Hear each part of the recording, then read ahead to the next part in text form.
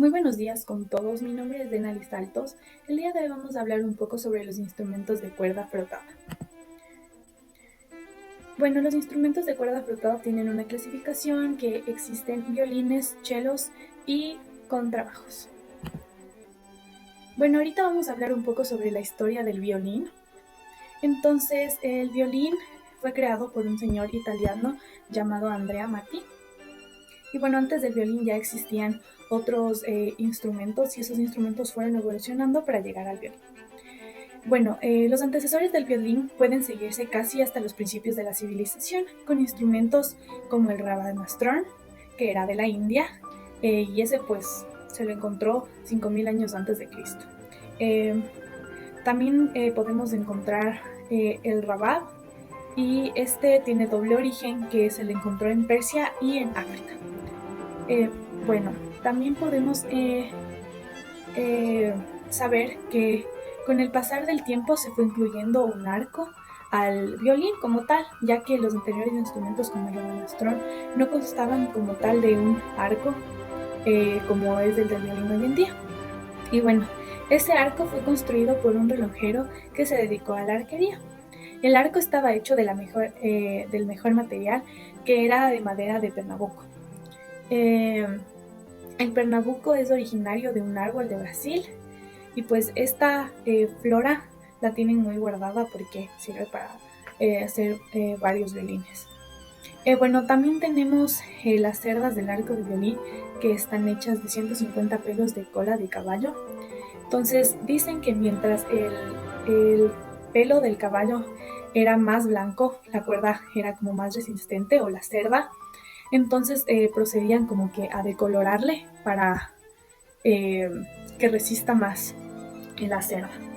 Bueno, se encuentran los ancestros más cercanos del violín, como el velie y la rota, instrumentos medievales basados en el diseño de la cítara, con modificaciones necesarias para su ejecución con arco, como la incorporación del diapasón. Bueno, en estos instrumentos, como ya eran más similares al violín, pues ya se puede observar el violín y la rota, que ya tenían un diapasón e incluso más cuerdas. Entonces también se usaba una tabla para el apoyo de los dedos por encima de la caja de resonancia de este instrumento. Bueno, también teníamos el rabel, que fue uno de los instrumentos que más se asemejó al violín, por la caja de resonancia, por el arco y por el número de cuerdas. Bueno,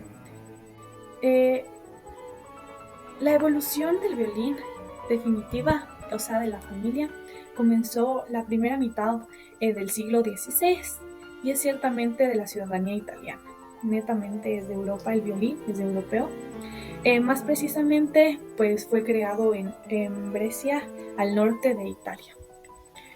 Bueno, al violín como que ya en la época barroca lo quisieron incluir más. Entonces me gustó bastante un dato de un señor que se llama Louis Krasner, que es de Rusia. Bueno, él más que todo dio como que una frase súper linda, que decía que el violín es muy similar a su dueño, pero para el instrumento, él dijo: el violín conoce a su maestro y posee memoria y lealtad. Es como decir que el violín es nuestro mejor amigo. Él igual puso como que unas características únicas del violín, que por fuera de la madera le aplicaban barniz para una mejor acústica. Igual hubo un señor que se llamaba Stradivari, que él le hizo varias mejoras al violín, y su diseño, o sea, el diseño del señor Stradivari, lo usaron, fue uno de los más famosos, y lo usaron durante 250 años. Y pues la madera, por lo general, del violín tenían que construirlo en un clima frío, porque se decía que era para mejor sonoridad. Bueno, ahora vamos a ver un poco de las articulaciones del violín. Y bueno, como primeras articulaciones tenemos las articulaciones largas, que entre esas articulaciones tenemos el sustain, el marcato y el retache. Tenemos también articulaciones cortas, que ahí está el subdiae, cinde, y el apicaticismo, el epicato, el estacato y el pizzicato. Bueno, también tenemos las articulaciones expresivas, que ahí tenemos el trémolo, el trill, el ricochet y el soul. También tenemos articulaciones dinámicas, que son el crescendo, el diminuendo pequeño y el diminuendo largo.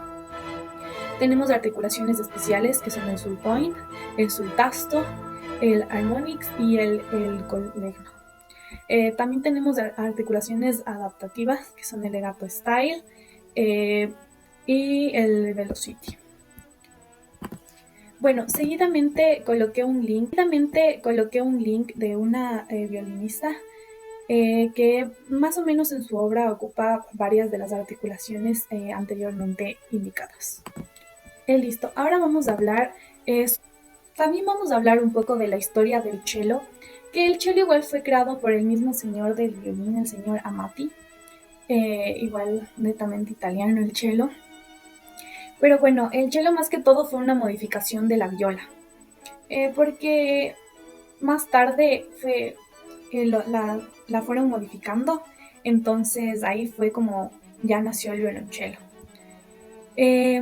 En 1710, el señor Antonio Stradivarius logró una mayor proporción en las dimensiones y desde entonces este instrumento fue utilizado en las composiciones de Bach, porque ya este instrumento pues se lo hizo muy conocido, más que todo por su sonido, entonces por eso hay varias obras en las que se muestra de Bach el cello. Inicialmente se tocaba de pie, sosteniendo el arco con la palma de la mano hacia arriba. También nos vamos a dar cuenta que el arco se comienza a agarrar con la palma hacia abajo. Bueno, esto decían que más que todo era por la sonoridad del cello. Entonces, correspondía a un tratamiento creciente virtuoso, aunque aún igual crecía en cuanto a su longitud, ¿no? Bueno, también con el pasar del tiempo le incluyeron una pica inferior para que el instrumentista pudiera apoyar el violonchelo al suelo y tocarlo un poco más tranquilo, a gusto, cómodo y no estar incómodo. Bueno, esta evolución del cello como que afectó un poquito al instrumento. Bueno, creció algo en volumen, mientras mayor inclinación, decían, del clavijero respecto a la tabla de resonancia, desembocó una mayor tensión en las cuerdas y por consiguiente en más volumen y más brillantez.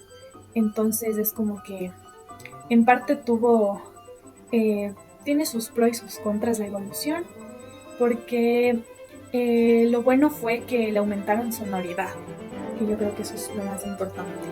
Vamos a hablar un poco sobre las partes del cello. Y bueno, el cello consta de varias partes. Bueno, tiene la cabeza, el cuello, la caja de resonancia, el batidor tasto, el puente, el alma, la barra armónica y pues bueno, con la evolución de los años al violonchelo lo dejaron en 4 cuerdas porque anteriormente tenía 3 o a veces llegaba a tener 5 y la pica que hablamos anteriormente que igual la fueron incluyendo. De igual manera con el cello tenemos articulaciones que son el colegno, el detaché, el doble cuerda, el legato, el pizzicato, el sul tasto, el staccato y el sul ponticello. Bueno, igual a continuación les dejé igual un link de un video de un señor que igual trata de poner varias articulaciones en esta obra para que más o menos nos demos cuenta cuál es cada articulación. Ahorita vamos a hablar igual un poco sobre la historia del contrabajo. Bueno, el contrabajo, si no me equivoco, igual fue por un italiano, pero este italiano se llamaba Giovanni Bottosini. Los orígenes del contrabajo, bueno, en esta época había un instrumento llamado violín. Y bueno, surgió la necesidad de tener un instrumento con un rango más grave. Entonces, y con una mayor capacidad de proyección sonora, lo que eventualmente condujo al desarrollo del contrabajo tal como lo conocemos hoy en día. Bueno, en Alemania se adaptó la silueta de la viola, o sea, le hicieron muy parecida a la viola, pero un poco más grande. Entonces, como se adaptó a la construcción de la viola, el contrabajo, el resultado fue un instrumento que pues teníamos que apoyarlo al hombro, como más o menos como que si nos pusiéramos un casco sesgado y al fondo era plano. Entonces los contrabajos poseían habitualmente 4 o 5 cuerdas, aún en ocasiones eran hasta 6. No fue hasta mediados, bueno, no fue hasta que alguien dijo de que, bueno, el contrabajo tiene que quedarse en 4 cuerdas porque establecieron ya una afinación. Entonces, bueno, luego igual hicieron una pequeña investigación y se dieron cuenta que en ese entonces las cuerdas del cello eran hechas de tripa. Entonces, lo que le hacía full manejable al cello. Entonces, estas cuerdas daban un sonido profundo y grave, las cuales estaban enrolladas al clavijero, que en ese entonces era de madera, de ébano. Posteriormente, le pusieron cuerdas más finas y esto hizo la posible como reducción de tamaño del cuerpo del cello y facilitó bastante la interpretación y comodidad hacia el instrumento más que todo. Bueno, el contrabajo en el ámbito musical no era muy satisfactorio, ya que era un sonido demasiado grave y a la gente en ese entonces no le agradaba. Entonces el señor Domenico Dragonetti promovió la inclusión definitiva en las orquestas al contrabajo y se convirtió en un instrumento muy virtuoso. Y así pues ya lo conocieron varios autores como Beethoven, Wagner, Tchaikovsky, y pues ellos ya le incluyeron bastante en sus composiciones.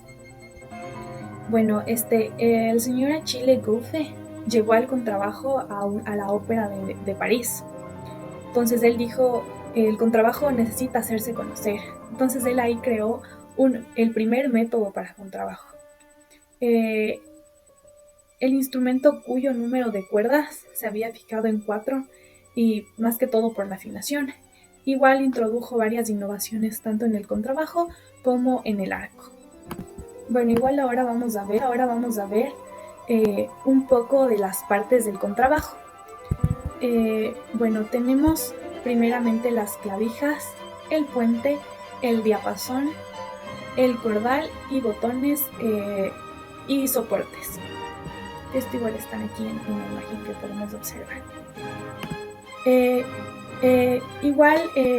En el contrabajo constamos de varias articulaciones, como tenemos el picado, el ligado y el mixto, que es picado, ligado, acentos y estacatos.